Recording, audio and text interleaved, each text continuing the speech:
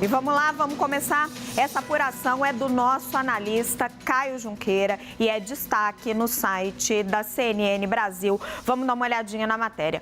O ministro Alexandre de Moraes prestou depoimento à Polícia Federal sobre as agressões ontem em São Paulo e detalhou como tudo teria acontecido na versão dele. Nós separamos alguns pontos desse depoimento na apuração do Caio Junqueira. Vou pedir uma tela aqui para ficar mais claro para vocês e dar um pouco da cronologia de como tudo teria acontecido segundo o depoimento de Moraes à Polícia Federal.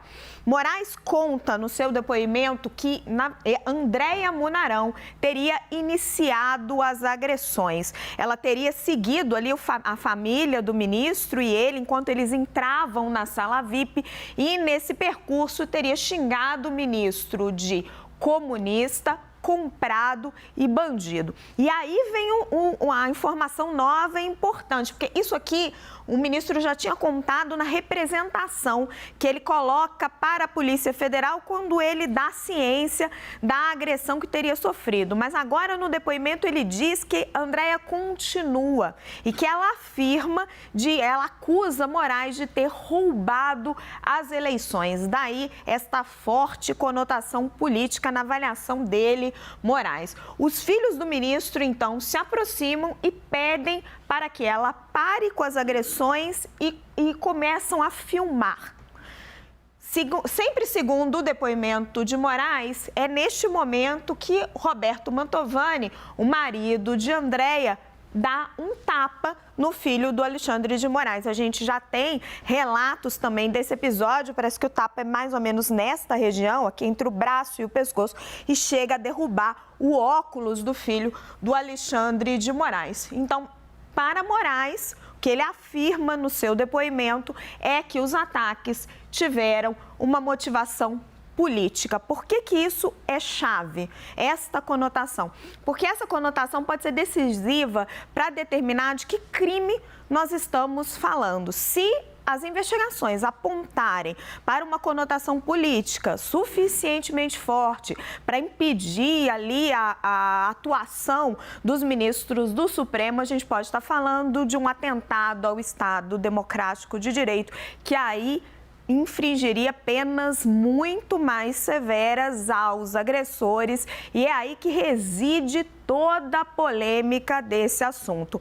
Vamos montar a nossa roda de análise para a gente analisar isso já. Estou com o Yuri Pita, com Leandro Rezende, com Tainá Falcão. Tainá, começo com você. Queria que você, o Eli Jonas Maia, nosso produtor aí em Brasília, brilhante Eli Jonas, trabalha pra caramba, tá sempre em cima do lance, conseguiu a representação inicial do ministro, né? E queria que você explicasse para o nosso público um pouquinho aqui do que eu já detalhei, a diferença entre o relato do Caio, o que o Caio conseguiu apurar entre o que o ministro fala para a PF e o que o Eli Jonas lê na representação inicial.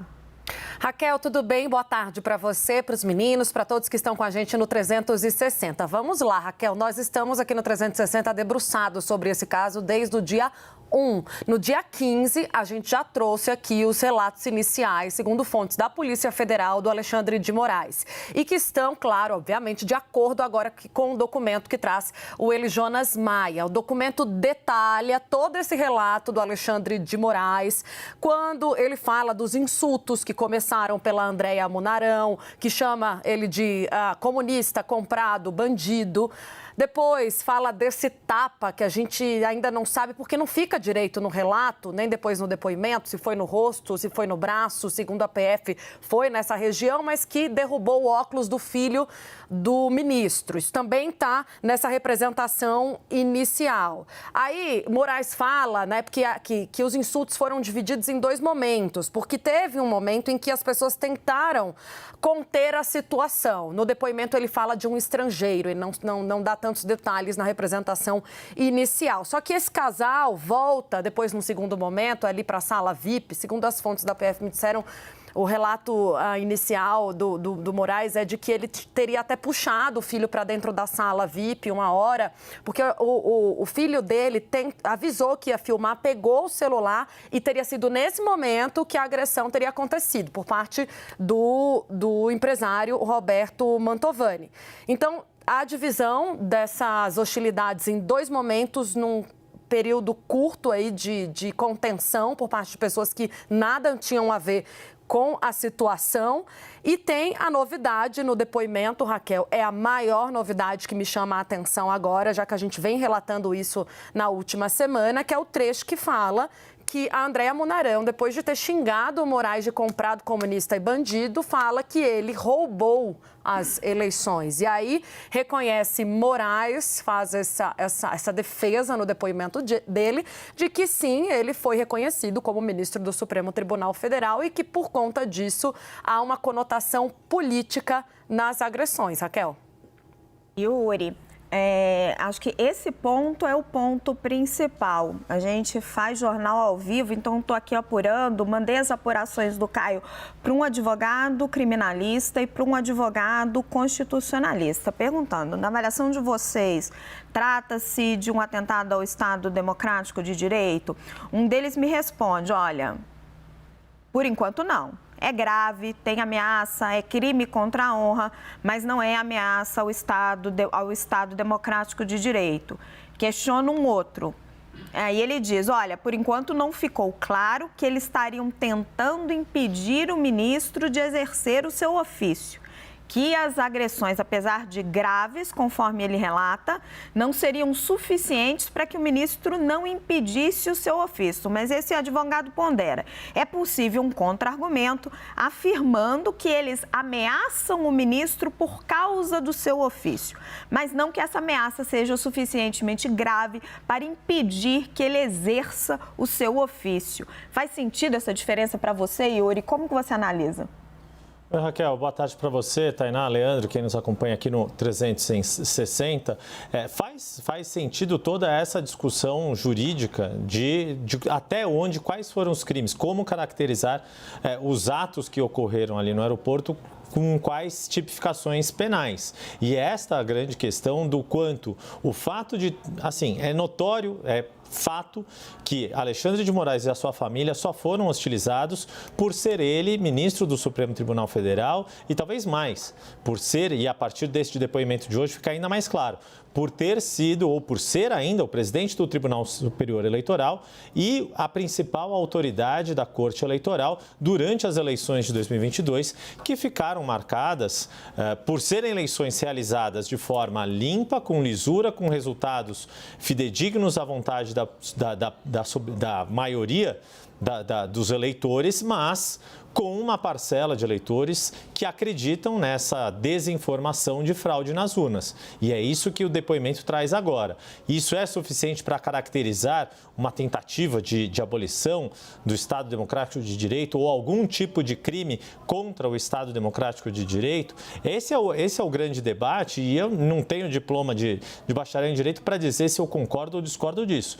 O que a gente tem é justamente uma série de juristas dos mais variados campos e das mais variadas respeitabilidades, justamente sem ter um consenso, se é possível ou não. E isso é natural do direito. O direito não é ciência exata que a maçã vai cair sempre da árvore para o chão e sempre na mesma velocidade arredondada de 10 metros por segundo. Não é rocket science, não é física mecânica. Ela permite sim subjetividades e a questão do agravamento de se poder atribuir maior ou menor gravidade aos atos em função de como eles ocorrem no contexto que eles ocorrem. O contexto de ser um ministro do Supremo, presidente do TSE, atacado da forma como foi, só por ser ministro do Supremo e presidente do TSE, é algo que sim faz parte desse contexto de investigação para se caracterizar, para se tipificar o ato como um crime. A grande questão agora é se as outras autoridades responsáveis pelo processamento jurídico vão concordar, e a grande questão é se, de fato, este é um caso que deve estar sob competência do Supremo Tribunal Federal ou se não, ou se seria competência para a primeira instância da Justiça Federal, por se tratar de um ataque contra uma autoridade do âmbito federal como o ministro do Supremo. São essas as várias nuances que tem, sim, debate jurídico a ser travado, mas me parece muito claro que algo de errado ocorreu. A grande questão agora é como fazer o processamento para que não se incorram em erros de abuso de autoridade ou qualquer coisa do tipo. Leandro, queria jogar o seu olhar para a estratégia da defesa. Assim que o Caio traz todos os detalhes, né, na apuração brilhante dele do depoimento do ministro Alexandre de Moraes, a gente poder ver de ofício volta na defesa. E aí eu insisto com o advogado Ralph Tortman. Falei, doutor, o ministro Alexandre de Moraes está dizendo que Andréa Munarão o insulta, o chama de bandido, comprado, comunista e que diz que ele, né, roubou as eleições. O senhor mantém que ela não disse isso? E ele reafirma, mantenho. As imagens do aeroporto estão aí, elas não têm som, mas vai ser possível fazer uma leitura labial. Elas ainda não chegaram ao Brasil, mas vão chegar. Que estratégia você enxerga que a defesa está tomando, Leandro?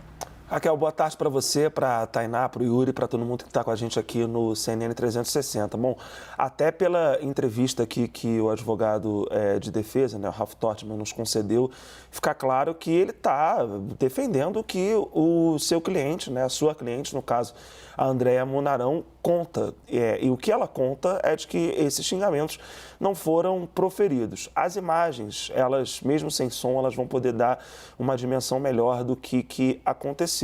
É interessante que a versão da defesa, que foi mudando de maneira leve ali ao longo do tempo, né, desde que esse caso veio à tona, é uma versão que inicialmente coloca a discussão como sendo uma discussão motivada por um espaço na sala VIP do aeroporto de Roma. E não passa nem perto nem da representação do ministro Alexandre de Moraes, nem do que ele disse para a Polícia Federal. Mas a defesa está com essa versão aí, está defendendo essa versão, né? Vamos ver se depois que as imagens vierem à tona, se a defesa vai manter esse mesmo posicionamento, de poder dizer, de querer dizer que nenhum xingamento foi proferido. Por enquanto, o que a gente tem são palavras, né? As palavras do ministro Alexandre de Moraes e as versões apresentadas pela Andréa Munarão, pelo Mantovani, pela família que participou dessas agressões. As imagens, elas vão ajudar a gente a ter um caminho mais conclusivo com relação a isso, Raquel.